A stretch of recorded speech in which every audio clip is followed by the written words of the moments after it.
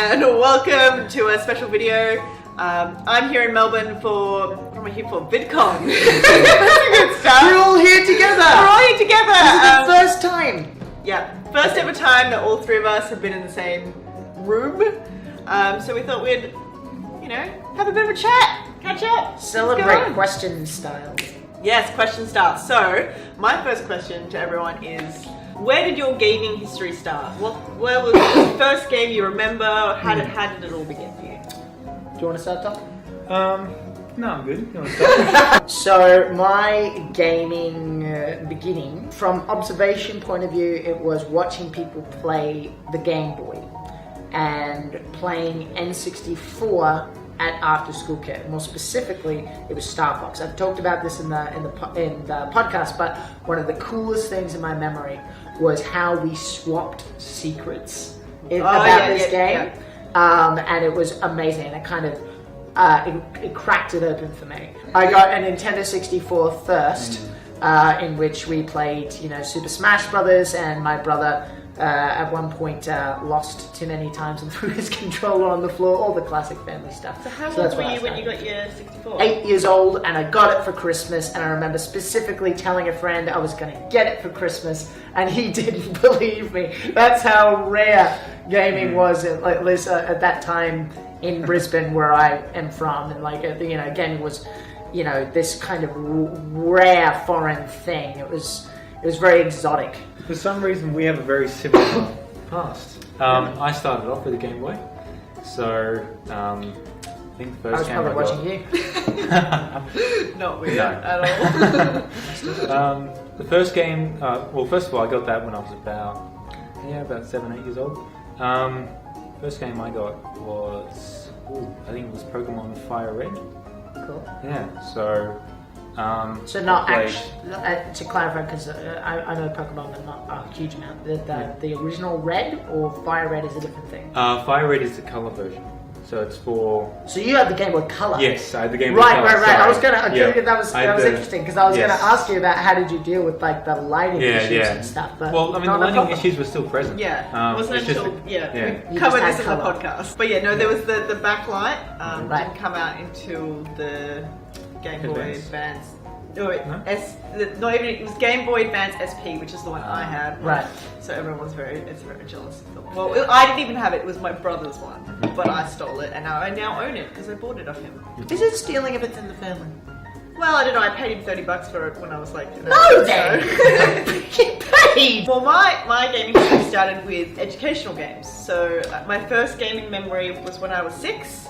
We had a Peter Rabbit game. Had to go find little Peter Rabbit.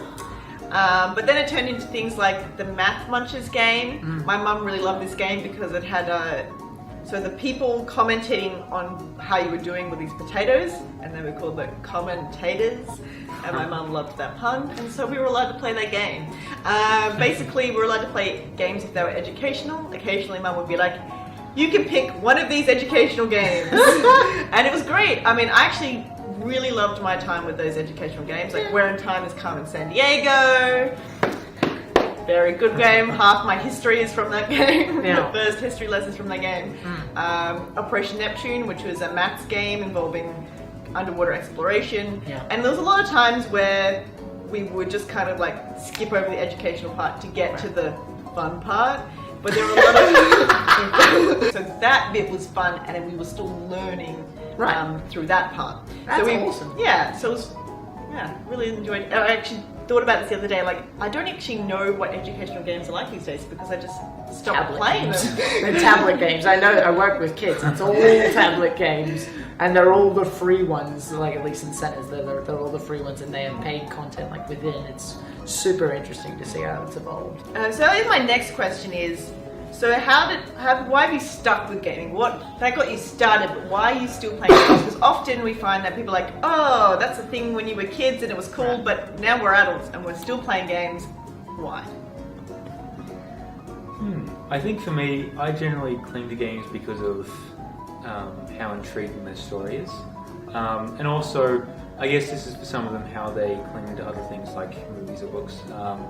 One of those is Middle-earth: Shadow of Mordor. So I like Lord of the Rings, and and I just really enjoyed that game. It was a great game. I guess the simplest answer is I am not finished. Now that sounds strange, but it's not finished either. That's kind of what's exciting.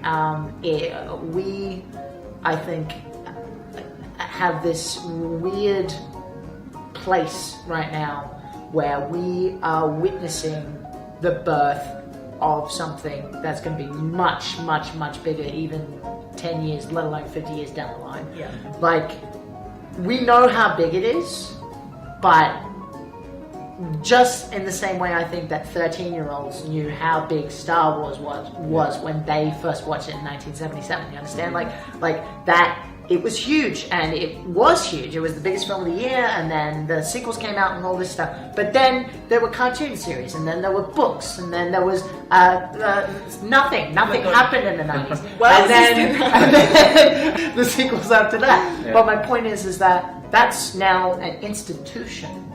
And I think, obviously games are different because it's not just one franchise, but I think it's the same, this context of we're part of history, we've watched history of how it grows, and it's fascinating to me. Like, it's going to keep growing and keep changing, and new genres are being made all the time. That's freaking fascinating. Yeah. Like, we have Mario XCOM now. Like, I'm so excited to play that game. Like, Mario Rabbids is basically XCOM for babies. Yeah. It's fantastic. Like, who would have seen that coming? Even 5 years ago, let alone when we were freaking 8 years old. Come on. Yeah. So, everything's changing all the time, and that's super exciting. So that's my answer. For me, it's because it started off, education was mostly about just having some fun, and now it's become evolved more into stories for me. I feel like, I still enjoy it for like relaxing and fun, and like there's that element to it, but I'm really, really passionate about unique storytelling and ways of telling a story. I feel like there are so many different, like, say, technology, things have changed so fast. We've got podcasts, we've got game, like just across all genres, there's so many different new ways to tell stories. But within the games industry itself, like the new genres coming out, VR, I'm excited for. Just indie companies being able to create these like cute little story-based things, like for $2 on Steam. You know what I mean? But yeah, because like in the work in theatres, we do, it is a different take on storytelling because there's that live element to it. I think games have that part where there's the interactive element to it. Yeah. And as you said, you got her story, but then you've got like things like Emily's Away, and it's like it's just so many different ways that you can interact with a thing and just surprise you. Games can be really surprising, and like the beginner's guide. Oh my god, everyone has to play the beginner's guide. I'm excited for all the possibilities that are still to come. So we've talked about the past and the present. What about the future? What do we want to see in games? It's a cop-out answer of sorts, but that's probably because I'm not a game developer.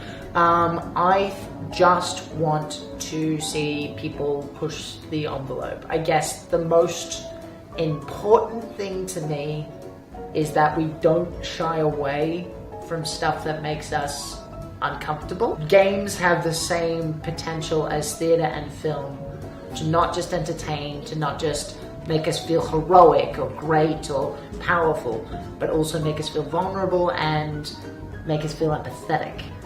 And unfortunately, or fortunately, depending on your point of view, that means you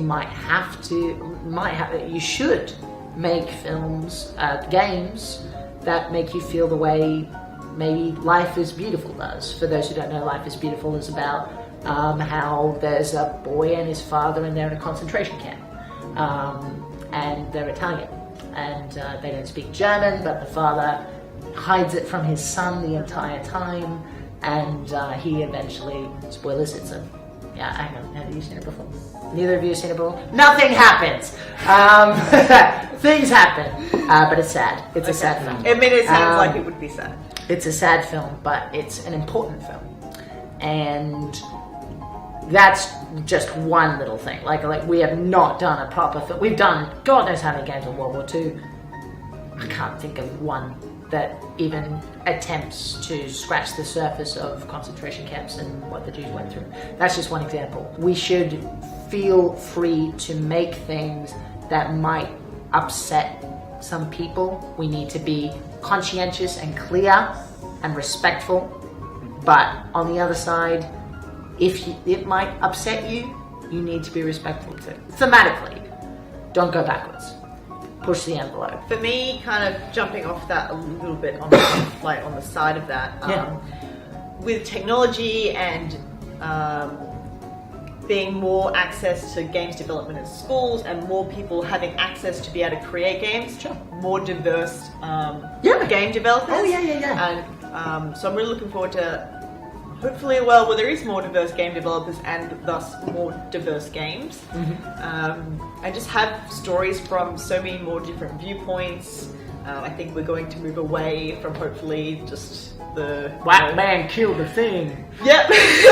What you said. This is it, just people pushing the envelope, trying new things. I mean, especially with VR, there's going to be a lot of stuff that isn't great to start with, but it's going to end up somewhere like so amazing when we're old. I'm going to go kind of on that, but more in terms of big companies. Basically, for companies like EA to, I don't know, be more considerate with their games. Because ultimately, it shouldn't be what makes money the fastest or the easiest. It should be putting effort into these games, and putting more time and all that into games. So, little business side. Consideration towards games for big companies. Absolutely, yeah. I feel like we've all said the same thing, and that's just thoughtful game development. And it's like, because we put so much things on like E3 and this has to be done by this deadline, and we, as consumers, we've also become a little bit demanding, I think, in general. And I think if we just kind of cool it a little bit, and we might actually be able to see more interesting stuff and be, I don't know, that patience and go, yes, we will support you by you taking your time to develop something new, and that will take longer. And so, rather than this kind of fast food game, I think you're right. Culture that we've created, like sequel, and we get mad.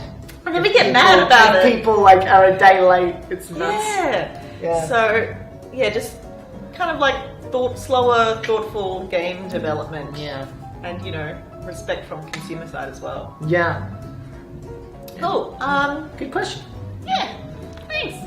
Thought of it just now. G'day guys, Jackinaction here, and thank you so much for watching this first episode of Couch Questions. This was our first time anyone on the GameFed team really got together, and we were super excited, as you can tell. We hope you liked the video. If you did, be sure to drop a like and subscribe for weekly gaming content. That's been it from me. I've been Jackinaction, she was Jamie Plays, and he was the Nyto, and we will see you on the internet.